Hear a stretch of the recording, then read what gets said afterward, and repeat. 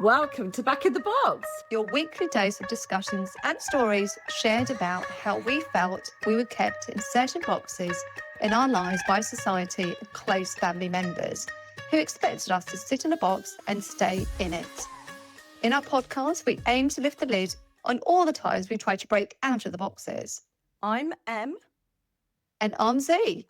We are both British South Asian women and are lifting the lid on all of our personal experiences and doing so as two friends having a lighthearted conversation. And through healing, we're now in a position to be able to talk openly and vulnerably in the hope that you may also be able to resonate with our experiences. Join us to lift the lid on that box. This episode, we will be discussing boxes around parenting teenagers. And this, in many ways, has been, for me personally, one of the most challenging times, where you have children who are no longer young and dependent.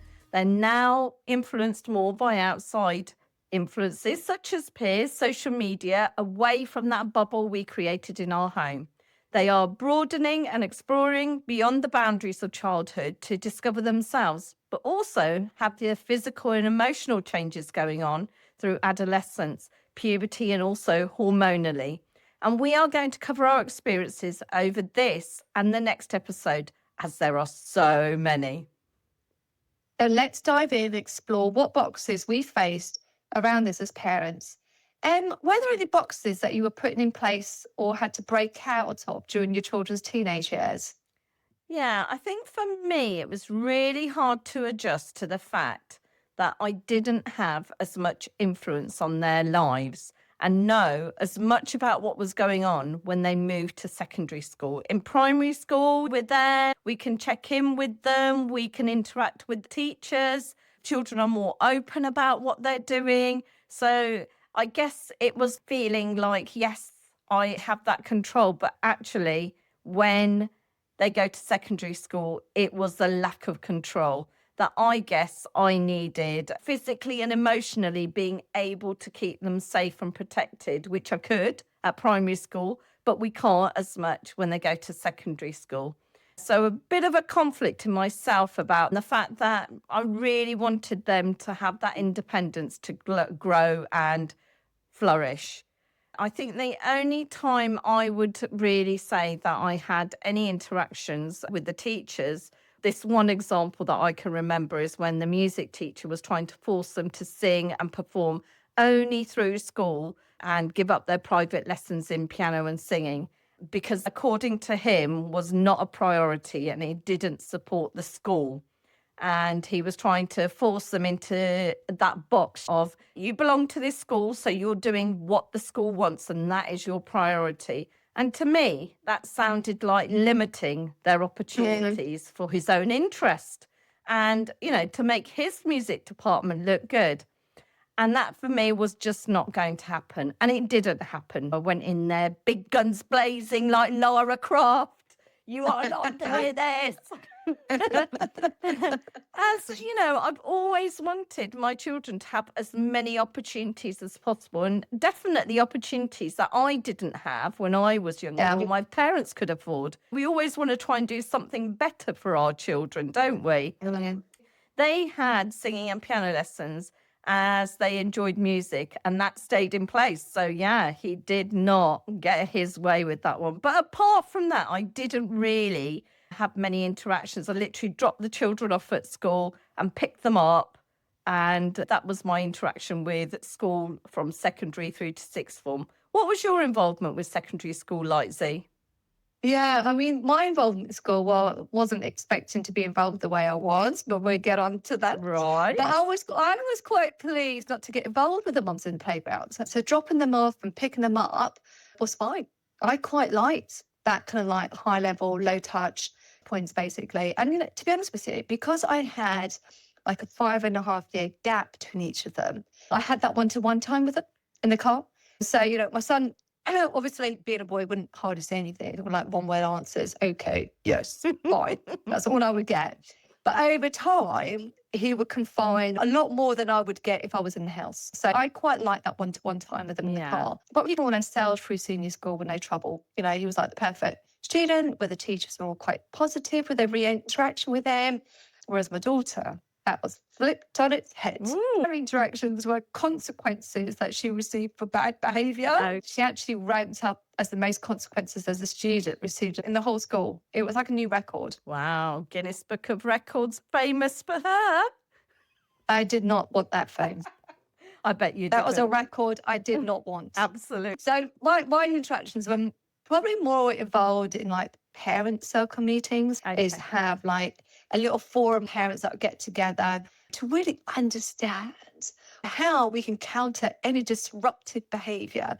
So they, I don't think they were actually aware that I was the parent of one of the disruptive students. And I was just like that moral in that forum, to be fair. So, you know, they would actually talk about what can we do about these kids that are disrupting. I mean, when I sat in those meetings, I felt constrained. Right. It was so restrictive. The schooling system and their thoughts were quite rigid and quite set. And it was all centred about being perfect. It was all centred about being so institutionalised, I felt. That 1 hour meeting made me feel like I was suffocating. So you and her felt like you were in a box.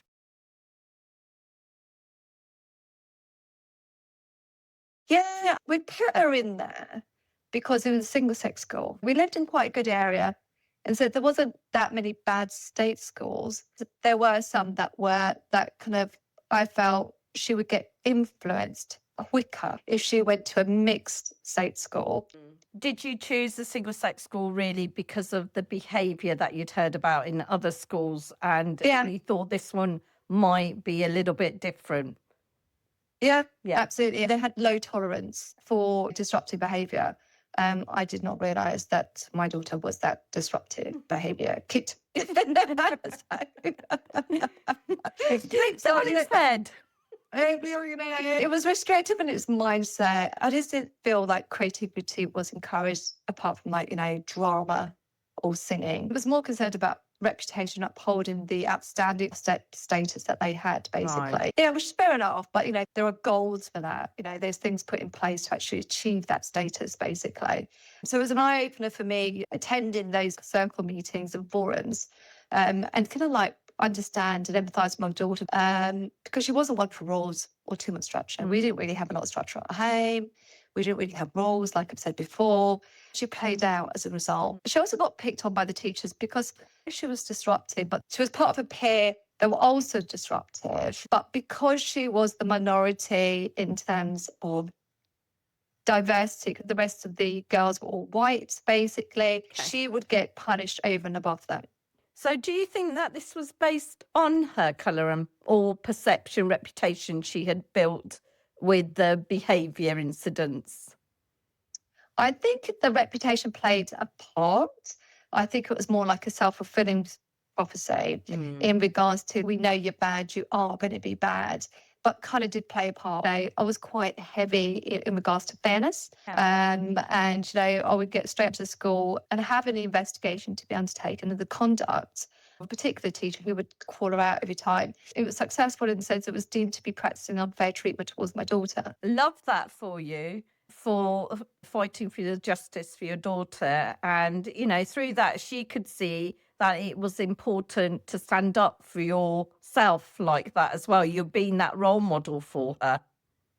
Yeah, there is that. I mean, I wasn't blind to the fact that she had bad behaviours. I could actually see that she was quite a naughty kid sometimes. But, you know, there were times that would be a bit too harsh on her. But I would go into meetings with the teachers and agree that she goes on report for a whole week. Get her to sit in front of the class, force her to actually ask questions, just so that she understands that she needs to be learning. So I would get them to implement stricter guidelines to make sure that she is abiding. You know, it was a funny thing because COVID kind of happened after a couple of years of her being disrupted, and she really settled. Wow. And we found that she really missed being at home. And she really missed that belonging of all of us being at home.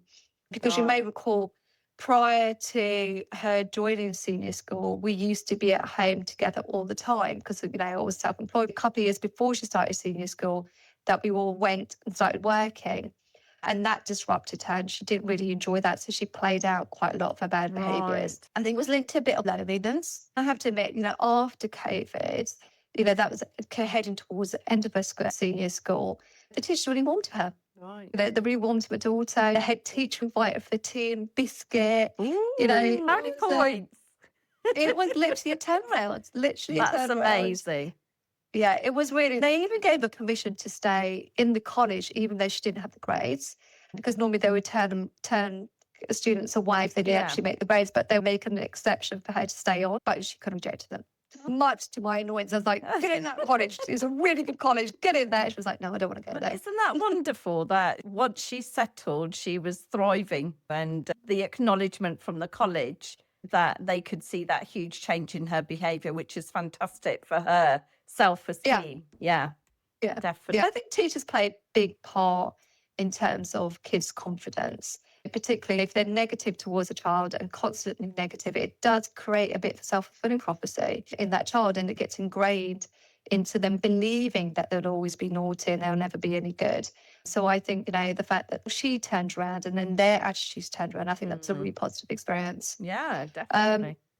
Absolutely. But, in terms of studies, did you get involved in their studies? I did it at primary school, like doing projects with them and all that sort of thing. But when it came to secondary school, they really had more independence in terms of studying and homework. It was really down to them to organise themselves and do that independently. I didn't really want to be going, well, have you done it? Have you done it? Yeah. I wanted to create that independence and that motivation that they wanted to do it. And I worked long hours, and actually they went to homework club and they liked to complete the homework there because when they came home, actually would be doing other things. They might have other clubs that they were going to go to, and they just wanted to have everything done before they got home so they could relax and we could just chill. So they were very organised. The only time I really got involved with their studies was when they asked me for help, and then I would help them. But other than that, I would check that they'd done the work and encourage them to work hard and do their best, and then sign their diaries. They had a mindset, and I think this was really around the peer group that they hung around with, who wanted to study and do well with their studies. So that's influenced them to focus on it. But I also was very aware that I did not want them to feel pressure that they as a person were being thought about just based on what they achieved academically. So that for me was a really big thing. But they also knew that education is going to help them. So I did use the phrase, education is your knowledge that no one can take away from you. And it can help you with your future choices and also provide flexibility. And they just, went with it, and they did really well on their own. They were motivated to study. They organised themselves to study. They wanted to study further, and they both went on to university in terms of studying and homework. To be honest, I don't think I could have done the work with them anyway in terms of what they were learning. But one of the things that did influence them, like I said, was the peer group. And actually, that became even more of an influence when children started to have mobile phones, and it was becoming a bit of a trend in that time period that teenagers had mobile phones and they were texting each other, using all of the different social media platforms. But I remember I was really strict on this. So I probably did keep them in a bit of a box about that they were only allowed to join it when they were at the correct age, which was the permitted age for those particular apps. And then because I was thinking about safeguarding and internet safety, it was a very open system where they shared their passwords. They knew that I could go on at any point and check, which I didn't really because I don't really want to check, but they thought that I might do. And we also had quite long chats about internet safety and who they should be or could talk to keep themselves safe. What about you, Z? I think like you on the primary school side, I got involved as much as I could. I'd be like one of those parents that would actually, when they sort of say, oh, there's a project where I'd be like, okay, let's do this. But as opposed to let's do this, it's like, let me do this. So, I think I did that as well. Anything creative, building rainforests, building volcanoes. I was there. That volcano, that was like the best project ever. I enjoyed that. I loved it. That was my best enjoyed it more than the kids. Yeah, 100%. So I also kind of like invested in private tutoring, even in primary years. I was sort of saying, because there was a real thing in the school where we were at, where you had grammar schools. So I wasn't interested in private schooling. Actually, it wasn't something that was on my radar, even though there was a lot of peer pressure from mothers that I had befriended whose kids went to private schooling. I was just like, well, you're going to miss out if your kids go to private school. Oh my God, do you not know they would have no connections? God. Do you know how important connections are? And I was like, I don't really go credit. I don't care. Like, they're not going to private schooling. There's good enough state schools that they can go to. But I did start private tutoring for my son because of that pressure to get to grammar school. So there was the SATs exams, the 11 plus exams. Yes. Well, you got to remember, some of these mums, they knew about this way before. Either they had sibling roles, so quite a lot of his class would go in there as a sibling role, so they got immediate admission, and a couple of them had been training their kids since they were 5 or 6. Oh my gosh, that's a lot of pressure on children, in my opinion. It's a lot. Yeah, but it was kind of the norm. It's kind of the norm. It's just like you get them into music. That's one way to get them in. Sort of thing. They're learning, like, if you've got kids like playing piano at 5, 6 for no reason. They're playing piano at 5, 6, so they need to get to that school. So I found this tutor, this maths tutor, because we're focused on maths, because it's like verbal reasoning, logical reasoning, and maths have been the key things, basically. And her name was Lakshmi. What, like the goddess? More like the demon. She was the demon. Oh, God. No lie. She was good. So then, but she was a tutor demon. And what I mean by that is that she would be so hardcore on my son.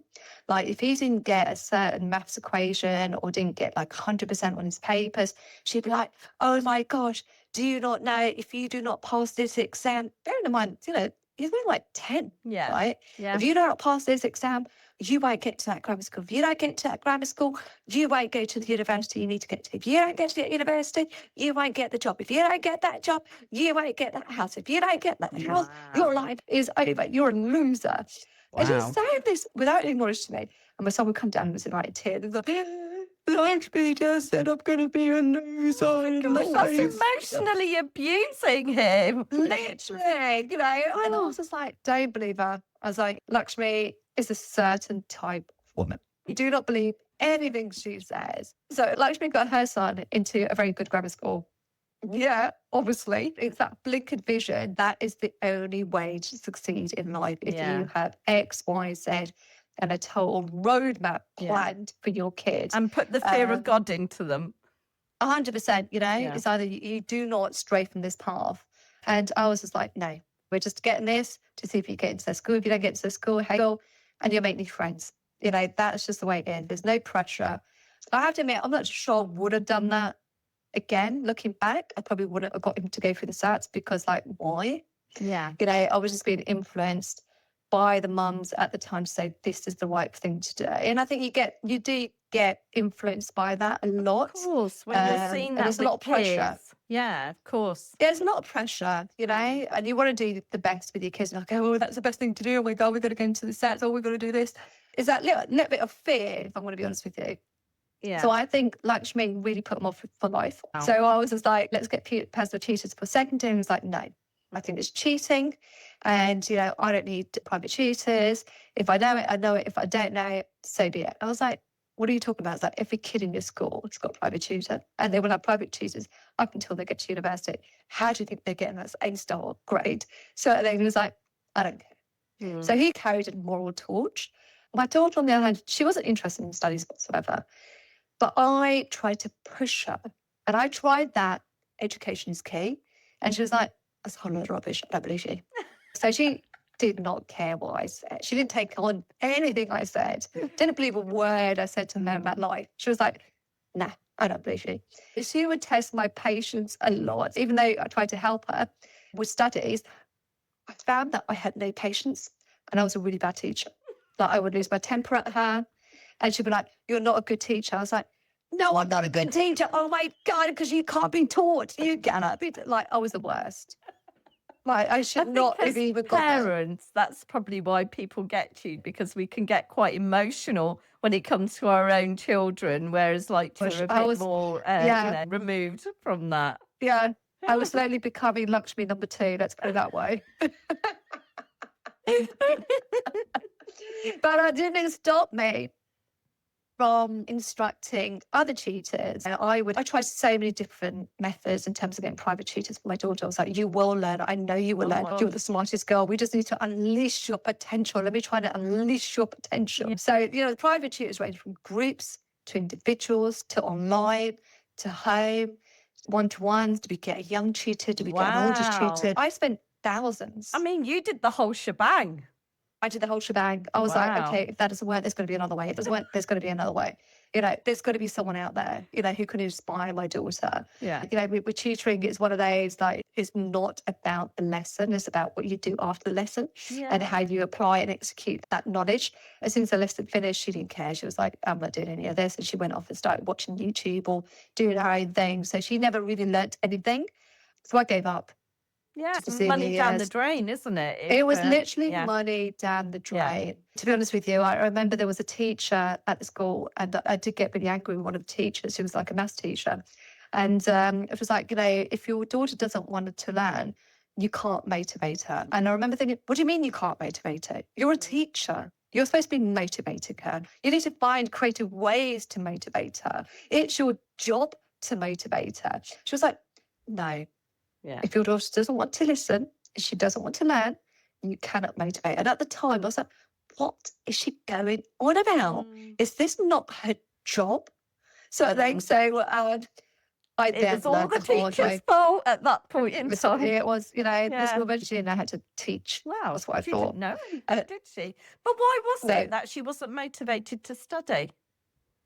I think she was really into YouTube and YouTubers, influencers. Hmm. It's another world that she really enjoyed. And you got to remember, a lot of these influencers are very open about the fact that they didn't finish college. Education is not the only way into a career. Yeah. The traditional career doesn't mean anything. But she's Or hearing how, all of these messages, isn't she? That actually it doesn't matter if you don't study, you can still be really successful and earn loads of money. yeah, it challenged my way of thinking, because remember, like every single member of my family, apart from my sister, all went to university. My dad ruled it into us, like education is the key, like your mum did. So for me, it was alien for you not to go to university. It's alien for you not to be academically minded.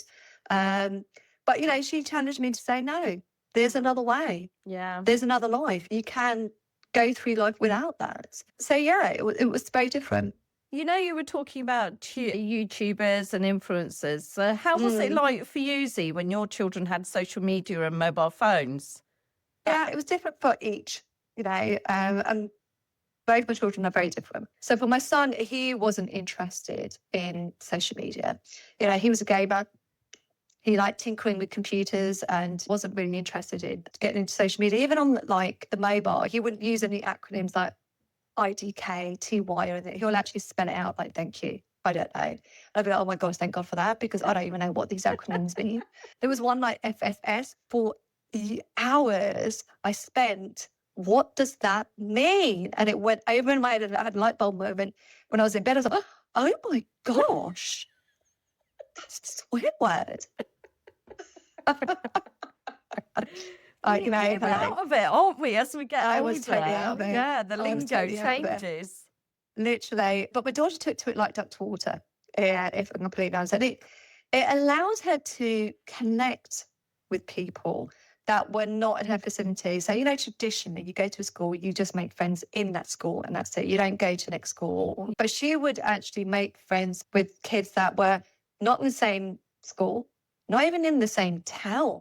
She would actually broaden her friendships and connect with people that she didn't know. Yeah. And how did you And feel we didn't know. about that? Because they could have been potentially strangers or predators. So how did you keep her safe and what did you put in place? I think for the friends, she would actually meet with friends, so there would be a group sort of thing. I think there would be group chats, I believe, or rooms. Yeah. It'd be FaceTiming, so they would actually see. So it wouldn't be invisible, as it were. Okay. But then I did put into place where their posts. So for me, it was like, you've got teenage girl posting, and I was very, very conscious about what she was posting and the impact of that. So any post that she would put up, because remember at the time it was all about followers, like the number of followers. If you've got the most number of followers, it's like, oh my God, I must be Yeah. really popular. Yeah. Yeah. And that Yeah. sort of drove like the social media. So for me, it was having a number of chats to sort of say, look, I am, for both of them, I said, I'm not going to track you. I'm not going to follow you. I am not going to be on any of your posts. I will not see it. But that comes with a level of trust, and you need to respect that. So, there'll be times when my daughter would change her password too many times, and it would get an alert on my husband's phone. That's the only way we would know that something was going on. Yeah. And then we will be like, what's going on here?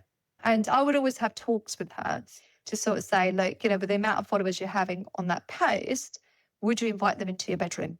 Mm. Would you invite all those people in your bedroom to watch what you're wearing or do what you're doing? Bearing in mind that those people without a face or you don't know could actually be a grown man. Yeah. Yeah. So creating those visuals created a little bit of fear, but also made her think about, okay, who am I? It's not about number of followers. It's about who do I know? And are they connected to people that I do know? So, that's where I kind of loosely put the parameters about the safety without being too heavy-handed. Yeah. So, social media aside, what was your experience on teenagers drinking? I think to talk about really how I approach that with my children, I need to talk about my experience with drinking. So really, for me, drinking was very taboo for girls, and in the culture, only men did it. And if a woman was seen to be drinking or lo and behold drunk, as she was thought to be a bit of a low life and an outcast in the Indian community, and women were never to be drunk was the cultural box that I came from. So I never experienced having any alcohol until I went to university. And then, I just went totally wild with drinking when I went there. I know that I'm not the only one of my friends who just thought, right, let's rip loose and do what we're not allowed to do at home, Yeah. So, I must have gone out drinking and got drunk regularly on a weekly basis. We went to the student union, they had like 50p pound drinks, and it was a good laugh and some really bad hangovers, plus a few funny stories to tell, but we won't go into those. We won't go into that, no. I would say that I didn't want that same experience for my children before they went on to further education or left home. And I didn't want it to be a really big taboo thing to drink. And so I wanted to normalize it a little bit for them. So that was the thinking behind, how I approach things with my children and them drinking, because I wanted them to break out of that box of drinking being taboo. So they both had a chance to experience drinking at home, even getting a bit tipsy, as I wanted them to experience it with me in a safe place, so it didn't become a taboo topic. So probably when they were about 16, they tried alcohol, what I used to call fat frogs, which is a mixture of WKD Blue, Smirnoff Ice and Orange Bacardi Breezes. And they used to have a sherbet taste to it, and it was green, hence why the frog part comes in. But a bit like Alco Pops, so it didn't taste like alcohol. So when it was Christmas, they might have a glass, and when it was New Year, they might have one. So it didn't become a big deal to them. Yeah, they got a feeling of what it might be like to have alcohol. They preferred to go to house parties when they were able to drink at 18, rather than to clubs or round friends' houses. They would openly share that they would be drinking. And I felt that they would be safer because their parents would be there. And if their friends came round here and they might have a few drinks, I was here as well. So I knew that they wouldn't be out somewhere at a club with strangers around them. So I felt okay with them doing this. So I used to drop them off and pick them up. And yeah, there were times where they were very drunk in the car, when they keep repeating the same thing. Mom, do you love me? And yes, there were times when they were sick. I don't do sick very well. But the next day, there were a few times where they had hangovers, but then they knew what it felt like. And to be honest, it put them off binge drinking. It sort of put them off being drunk. They'd have a few drinks, but even now, they're not really that much into drinking. They didn't really want to experience having hangovers. But the ex-husband, his drinking had also put us all off from drinking to that extent, because we'd felt the repercussions of his drinking in many ways. And it was definitely not something anyone wanted to like or experience with one another. So what was it like for you, Z? Well, to be honest, I wasn't really a fan of kids drinking at all. So my daughter, she played out. She went against all my expectations and values. I said to her, like, you won't be drinking, you won't be touching this. But I remember when she started senior school, she hung around with popular girls who were quite wild, let's put it that way. You know, they would go drinking, they would go out to clubs. At 13, 14, they were drinking bottles or whatever, cheap rubbish, but high percentage alcohol. I remember one time, one of them actually got unconscious and an ambulance had to be called out, which she had to get hospitalised. I think that's kind of scared my daughter a little bit. But, you know, it involved me stalking my daughter. You know, I could hear it in her voice when I sort of ask her where she is. She tells me she's somewhere. I'm like, nah, you're lying. So it was like that mother instinct, that spidey sense. You're like, nah, don't believe you. So I would drive around there, get round to that mum's house. I'm like, where's my daughter? She's like, and then sort of say that she's at someone else's house. And I'm like, right, okay. And that same mum would actually ring the other mum's house or warn their daughter, say, hey. Oh my gosh. You're like, she's coming round. So they, and he'd be like, you're damn right I'm coming around. I'm going to come around there quick time. So police coming round. This is SASD. Exactly. Not bloody, not normal Bobby on the walk. Exactly. So, this is a woman with a mission. This is a mother on a mission, you know. How did your daughter respond to that? Not very well. I'd be that embarrassing mum. I find out that she would be in this club. And this would be on a Sunday, you know. Who goes to a club on a Sunday? Well, teenagers do, obviously, not, you know, old people like me. But, you know, I'd be slouching on the sofa on a Sunday, makeup free, and I get this call and I'd be like, what the hell is she doing in that club? Knowing that there'd be like 20-year-olds in there. It's like 20-year-old boys with like 14-year-old girls is not a mix. And everybody drinking potentially, yeah. Yeah, potentially. Yeah. And they would actually have some social media influencer that would come that would like really attract them. And these influencers are in their mid-20s. They're grown men. Yeah. It's like, no, I don't feel comfortable with that. So I would get my car, drive down to that club, get past the bouncer. I was like, I'm here to get my daughter out. I did that 3 times. You know, called, you know, 3 separate occasions. Yeah. I would drag her out the club. But I was quite a shouty mum, you know, I was very quite authoritative. You know, you would do what I tell you. That didn't land very well. She was very opinionated. And, you know, it was just very much, we would just clash loads. She would just go against my values. There'd be times that she would push me, I would push her. You know, it just wasn't a very nice interaction at all. There was a lot of negativity. It was draining and affected me mentally. Being able to come to a compromise or a way forward at that point. Yeah. And they were like minor arguments. They were like proper heated arguments, you know, it's like real shouty arguments. And I wasn't really used to that. I never had any shouty arguments with my son, never shouted at him, never did this. And all of a sudden I was having these shouty, continuous, aggressive arguments with my daughter about what I expected. And it was all about what I expected. Yeah. I just didn't articulate in the right way for it to land very well. And it was only when I actually had someone at the workplace who recommended meditation. I'm not really into meditation. I don't really want to do that. And he was like, no, try it. So for me, it was just like, I don't want a relationship like this with my daughter. You know, I don't want this mother-daughter relationship. I wanted a close relationship with my daughter. So I thought, what can I do to create a better relationship? So, you know, meditation, I have to admit, transformed my whole mindset. Didn't change her, it changed me. Yeah. It allowed me to actually put aside my values because it didn't matter that she trashed them. and it didn't matter what she thought of them. It allowed me to really get into my daughter's shoes and understand what was going on for her. Mm. So then coincided with COVID, where she totally settled. But I still continued with the meditation because of the relationship I really wanted. And my motivation was to change my ways and my way of thinking. And it created a bit of a ripple effect in terms of the change. It also changed my relationship and my behaviour towards my hubby, towards my son, and towards myself. Yeah.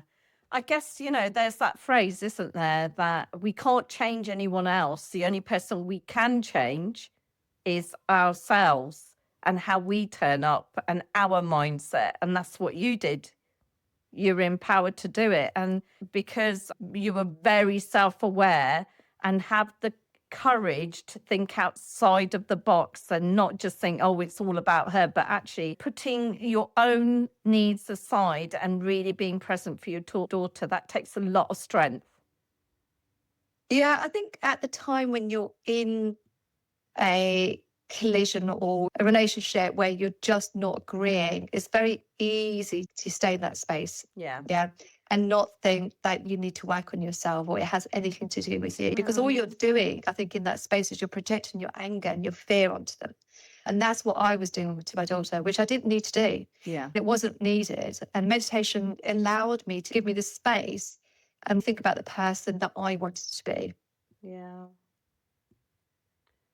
Okay, well, I think that's actually a really good point for us to stop and pause and use this time now to reflect and think about what advice we would give to our younger self based on what we've been talking about today. So, Z, what advice would you give to your younger self? Yeah, so I think for me, it's to recognize that we may give birth to these young humans, expecting them to be a carbon copy of us, but they're not. They are individuals, and no child is alike. So be prepared for your children to be very different to each other, because that can be a shock. You cannot shape them or mold them and be like you. And why would you? Meditation really made me realize that life is not about me. Instead, I needed to understand how to walk in my children's shoes and let go of my expectations. And any values they trashed was not going to kill me. I'm still here. She kicked my values and put them in the bin, and I'm still here. It didn't really matter. Instead, it taught me that I just needed to adjust and learn that there are other ways to be. My children were not allowing me to place them in a box. They were creating their own identities, and I was only there to support them. So love is the greatest when we allow children to grow, giving them room to make mistakes. We cannot control them. We can only be their advisors and always remind them that we will always be here. Their decisions will vastly be different to yours, and that's okay. That's the beauty of learning of how different we all are. So be kind to how you think about yourself, how you speak of your children and to your children, and the actions you take. Always apologize when you get things wrong, because we're not perfect. And you, Em? Okay, so I would say take the good things from your own childhood, and when things work well on reflection for us as a child, then use those things to support your children. But if it didn't, then change things to help you to support your children and make it better for them. And also listen to your own instincts as you know your children, and make new ways of doing things by talking things through and decide important things by consulting with them. But if it's linked to their safety, we as parents have more expertise through life experiences. So use this information that we have to inform those decisions as well. One of the key things that I've learned is all behavior is communication. And so it's not a reflection of us as parents, but what our children are not being able to articulate, or they're not able to let us know what they need through their own words and actions, which can be hurtful, upsetting, or dangerous to us. Good communication is created by creating open, honest relationships and being vulnerable, understanding each other's concerns and points of view, and creating an environment where all topics can be discussed, nothing is off the table, and talking about them without judgments and assumptions. So then that allows trust to be built between everyone. As parents, we sometimes think if our child has a problem that we want to fix it, or we've got the solution, or we can make things better. But this is not what they always want. Sometimes they just need to offload without any comments or advice. And I would ask them, do you want me to just listen, or are you asking me for advice? So then they know that you're really present and listening actively to them and listening to understand their interests and their real needs. And repeat back what you've heard and understood so they can really see that you've listened to them and can clarify anything that they want to. So be curious about them to understand them, and this can help them to figure a way forward by working together.